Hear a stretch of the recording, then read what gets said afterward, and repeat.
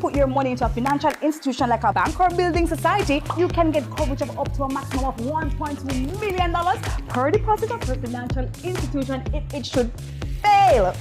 And for even more information, you can visit their new website at www.jdic.org, and you can follow the social media platforms for the latest information. JDIC, protecting deposits for you and me.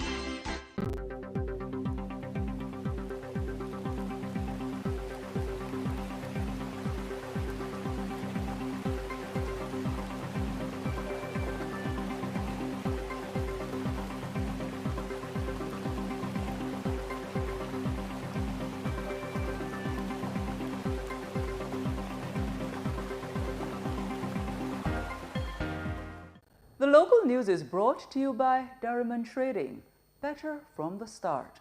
Development Bank of Jamaica, facilitating economic growth and development. Caribbean flavors and fragrances, tease the senses. And Pulse Investments.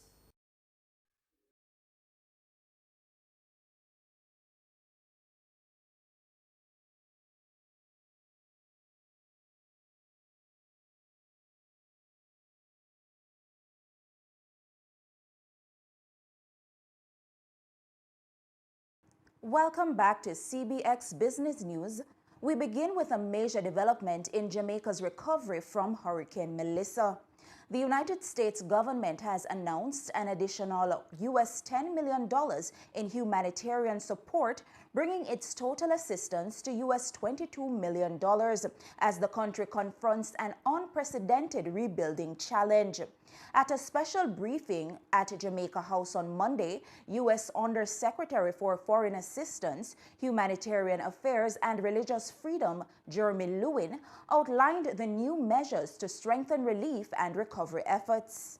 I'm announcing an additional $10 million in critical life-saving assistance to the people of Jamaica. That brings our total to $22 million US dollars to date. The financial commitments are only one side of it. That doesn't include all the military personnel, all the search and rescue, but the financial commitments are very significant and help underscore just how important Jamaica is to the United States and to the Secretary. That was U.S. Undersecretary for Foreign Assistance and Humanitarian Affairs, Jeremy Lewin. Meanwhile, Prime Minister Dr. Andrew Holness also expressed deep gratitude for the U.S. support. Let me welcome Undersecretary Lewin and his team to Jamaica and to immediately say thanks on behalf of the people of Jamaica for the support that you have given, which you have now increased from $12 million US dollars with an additional $10 million US dollars, which will go right into the humanitarian relief and support effort.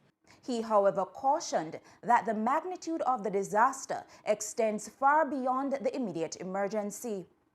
I know that there are some who will hear these huge figures and believe that it is the extent of the challenge that we face. But I hasten to add that having been hit by a Category 5 hurricane, the damage that has been done to our economy, to our infrastructure, not to mention to the lives of ordinary Jamaicans, housing, their businesses, it is in excess, and we're being very conservative. The damage is between $6 to $8 billion US dollars, and we haven't completed our assessment yet.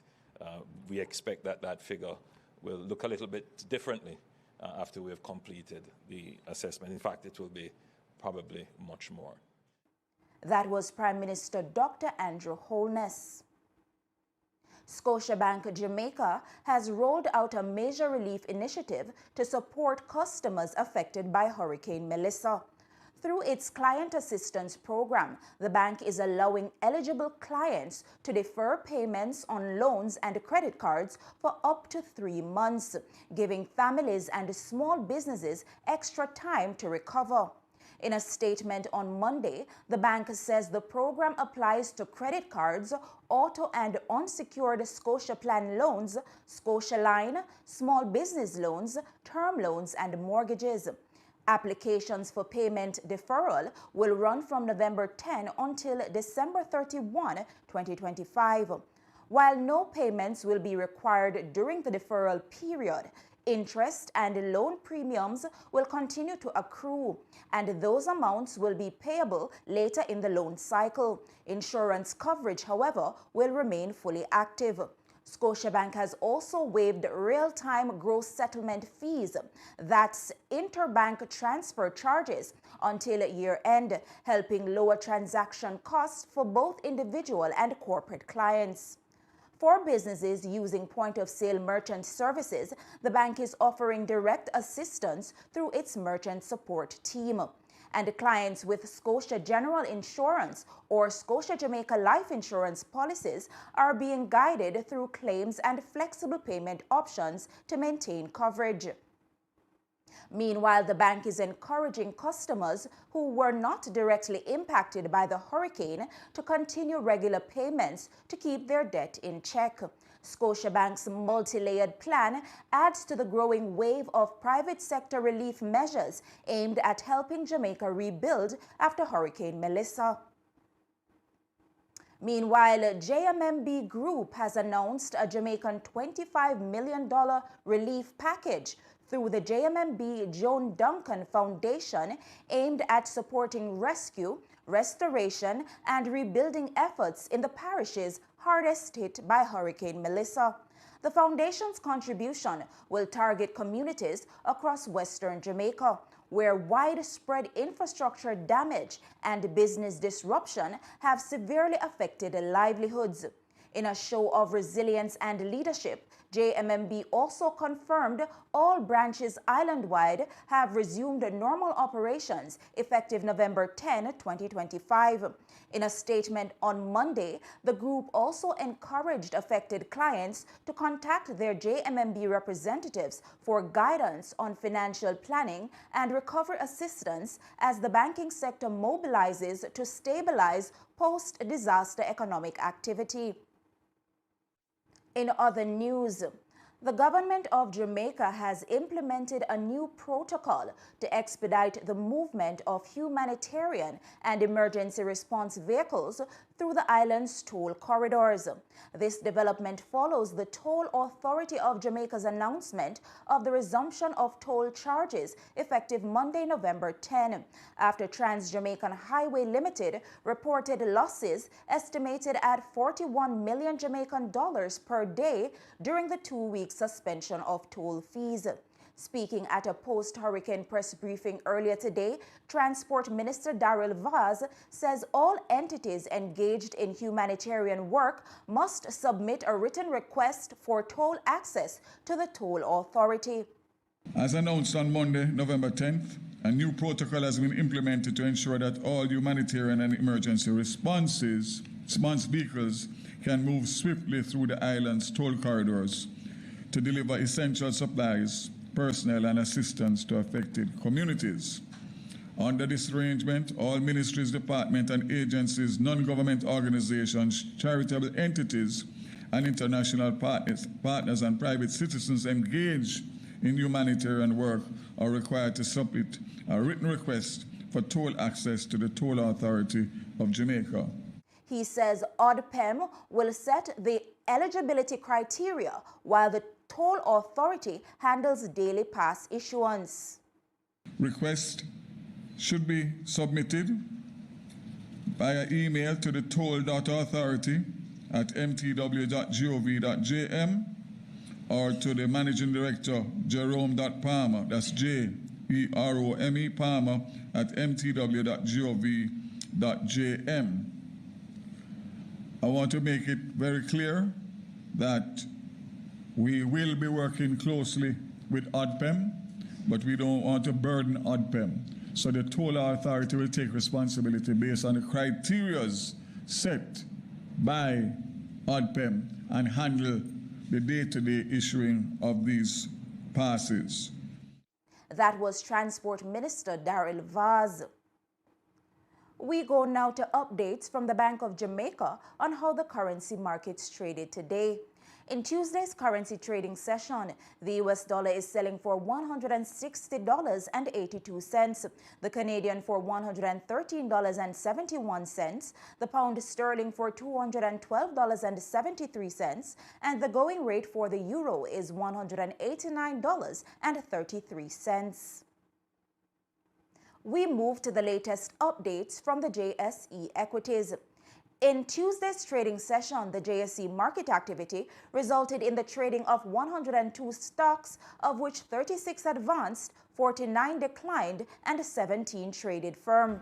Today's winners are Jamaica Public Service Company 7%, Pulse Investments, Epley Caribbean Property Fund SCC, and Mayberry Jamaican Equities, while leading the losers are Epley Limited, Atlantic Hardware and Plumbing Company, Jamaican Teas, and Omni Industries. The main index advanced by 555.44 points or 0.18% to close at 313,974.72 points. The junior market index declined by 33.56 points or 1% to close at 3,329.11 points. And it's time for Market Education Feature, brought to you by Carrie Chris, Regional Ratings, Global Standard. In today's Market Education Feature, we're exploring the satellite internet service Starlink. Starlink is an internet service developed by SpaceX that delivers high-speed broadband using thousands of low Earth orbit satellites. It's designed to bring fast, reliable internet to rural and remote areas where traditional fiber or cable service is limited. Because its satellites orbit closer to Earth, Starlink offers a lower latency and faster speeds than conventional satellite systems. In Jamaica, the Universal Service Fund has begun installing Starlink units across Western communities to restore internet access after storm damage. The government has also issued advisories for the safe installation of Starlink kits in homes, schools, and businesses as part of post-disaster recovery efforts. The Market Education Feature was brought to you by Carrie Chris, Regional Ratings, Global Standards. And that's it for the local news segment. Please stay with us. The regional news is up next.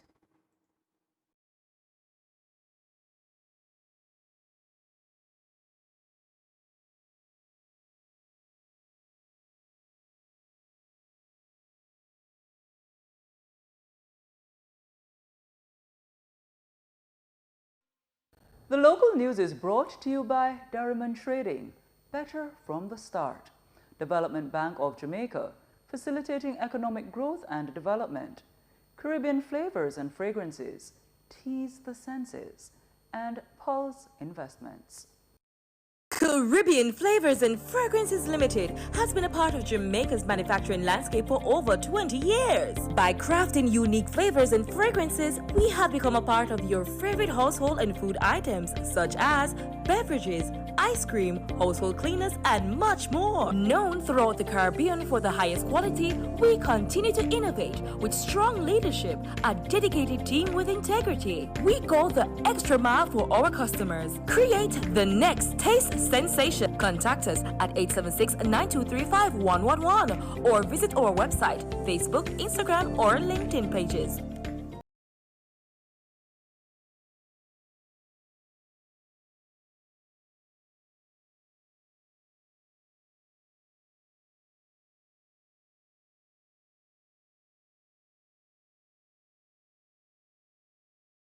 Back. And now for the regional business news. French oil giant Total Energies, along with Qatar Energy and Petronas, has signed a 5-year production sharing agreement with the government of Guyana to explore Block S4, located 50 to 100 kilometers off the South American nation's coast. The deal, valued at US $15 million in entry bonuses, marks the first agreement finalized under Guyana's 2023 offshore tender, which opened 40 new blocks to both local and international producers. 8 of those blocks have since been allocated. Guyana's Energy Minister, Vikram Bharat, described the signing as a win-win partnership, signaling the government's continued effort to diversify the country's energy industry, which has been dominated by a consortium led by ExxonMobil since oil production began in 2019. Total Energies, holding a 40% operating stake, will lead exploration activities.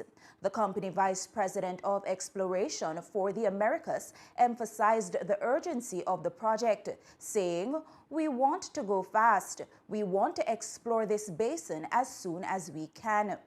Other consortia that won exploration rights in the 2023 auction include ExxonMobil, Delcorp, Watad Energy, Arabian Drillers, Liberty Petroleum, Cybele Energy, International Group Investment, Montego Energy, and Cispro.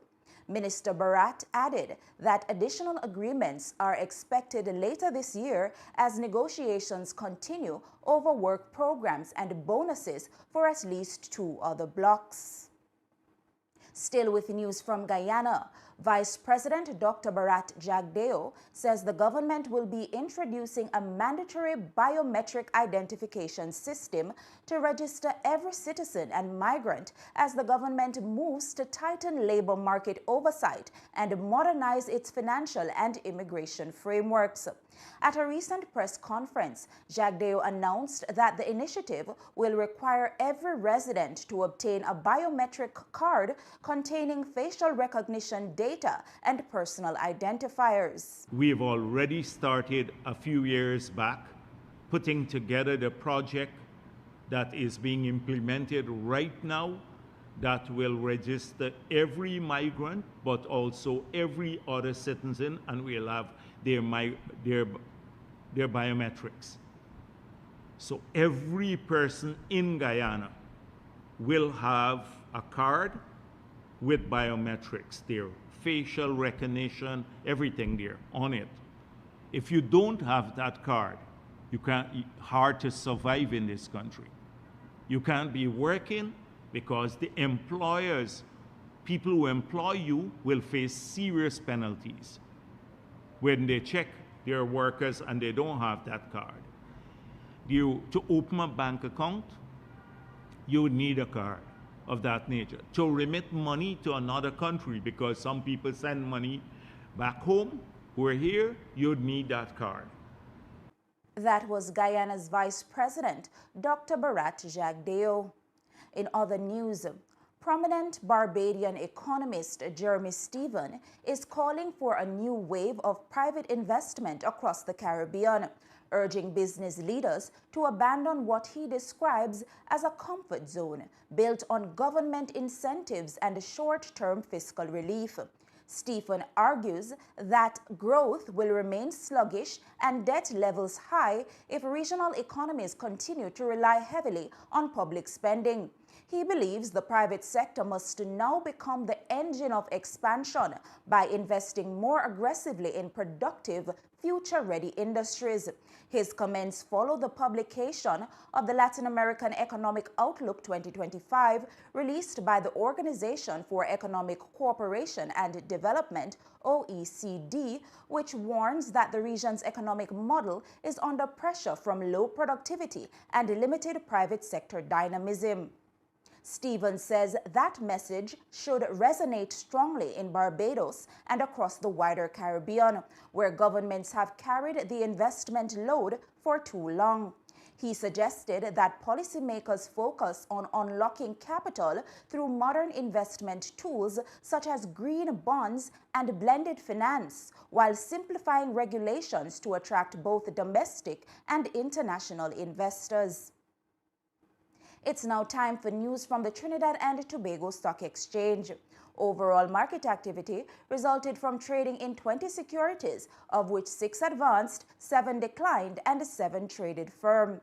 Today's winners are First Citizens Group Financial Holdings, NCB Financial Group, Republic Financial Holdings, and Trinidad Cement, while leading the losers are the West Indian Tobacco Company, Agostini Limited, Massey Holdings, and Unilever Caribbean.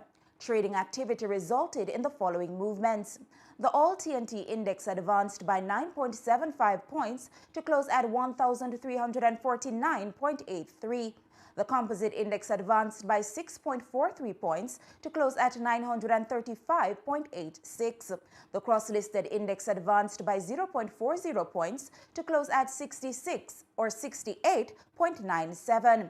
The SME Index remained at 95.60. And we take a short break, but please do stay with us. The international news segment is up next.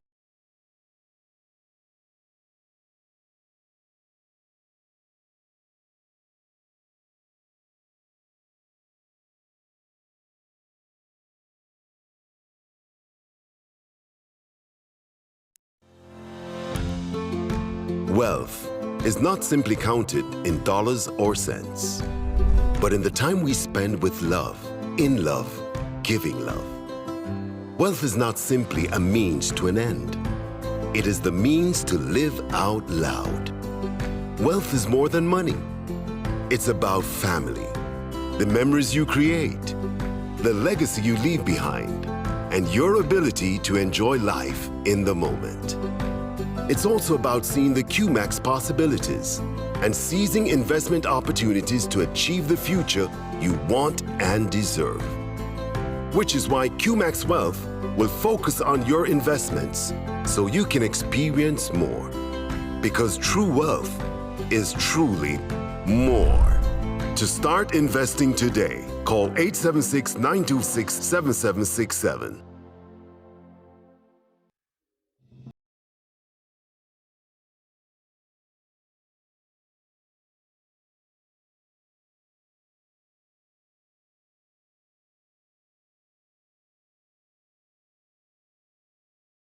In international news, Alphabet's Google has unveiled plans to invest 5.5 billion euros, or about US $6.4 billion, in Germany between 2026 and 2029 to expand its cloud and data center infrastructure.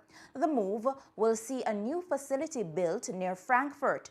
Together, they'll employ around 200 people and support 9,000 indirect jobs. Germany's finance minister, Lars Klingbeil, hailed it as a vital signal for Germany's economy and a vote for confidence in the country's modernization drive. The plan follows a US $1.2 billion AI partnership between Deutsche Telekom and NVIDIA, announced last week, reinforcing Europe's push for digital competitiveness. And as Europe embraces tech-driven growth, Brussels is also tightening its focus on migration management and border resilience. The European Union will introduce a new €250 million border security tender and a solidarity pool to support frontline countries under migration pressure when its Migration and Asylum Act takes effect in mid-2026. Greece, Cyprus, Spain, and Italy will receive targeted financial and technical assistance, while other member states can contribute through funding, relocations, or personnel. Though illegal border crossings have fallen 35% over the past year, the European Commission said Southern Europe still bears a disproportionate share of arrivals. The new initiative also funds drone and anti-drone capabilities to strengthen external borders and combat hybrid threats. Meanwhile, in the financial markets, optimism returned to London as investors bet on rate cuts from the Bank of England. Britain's FTSE 100 closed at a record 9,899 points on Tuesday, its second consecutive all-time high, as signs of a cooling labor market boosted expectations of a December rate cut. Unemployment rose to 5%, the highest in 4 years, while wage growth slowed, prompting analysts to predict the Bank of England may soon ease monetary policy. Healthcare stocks led the rally, with AstraZeneca climbing 2.6% to a new peak, and GSK and Haleon up more than 3%. Energy majors Shell and BP also gained on firmer oil prices, while Vodafone soared 8% after lifting its profit forecast and reinstating dividends for the first time in 8 years. But for Shell, the momentum on the London Stock Exchange was tempered by a fresh legal battle across the Atlantic. Shell has filed a motion in the New York Supreme Court seeking to overturn an arbitration ruling that favored the U.S. LNG exporter Venture Global. The dispute stems from claims that Venture Global failed to deliver LNG cargoes under long-term contracts, choosing instead to sell on the spot market during the post-Ukraine price surge. Shell argues that the exporter withheld crucial evidence during arbitration. Venture Global dismissed the appeal as a desperate attempt to gain leverage. The challenge follows BP's recent U.S. $1 billion victory in a similar case. Venture Global's stock slipped 5% on Tuesday and is down 67% since its IPO, though its CEO insists the firm remains well capitalized. And that's it for the international segment of the newscast. The news recap is coming up on the other side.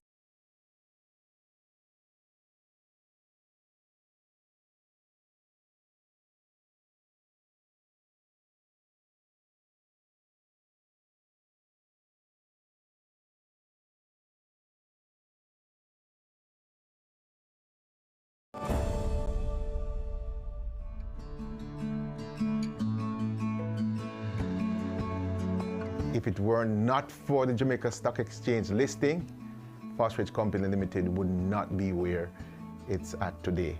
I called them, they listened to my concerns and my fears, and they gave me the answers. All the fears I had about banks, about losing control, you are having them. And I tell you, they were dissipated when I spoke to the Jamaica Stock Exchange. This is one of the best decisions I have ever made in business. If you want to change the trajectory of your business and to grow, make that call today to the Jamaica Stock Exchange. You will be glad you did.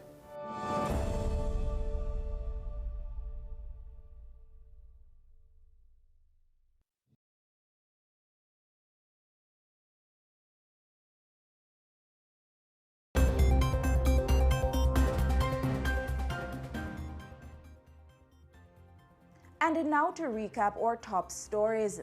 In the local news, U.S. pledges U.S. $22 million for Jamaica's Hurricane Melissa recovery. Damages could exceed U.S. $8 billion. Regionally, global oil giants signed landmark deal to explore Guyana's shallow waters. And internationally, Google unveils over €5 billion investment plan in Germany. Those were the stories making today's CBX Evening News. On behalf of the entire production team, I'm Rochelle Moncrief. Thanks for watching CBX, your region, your business, your source.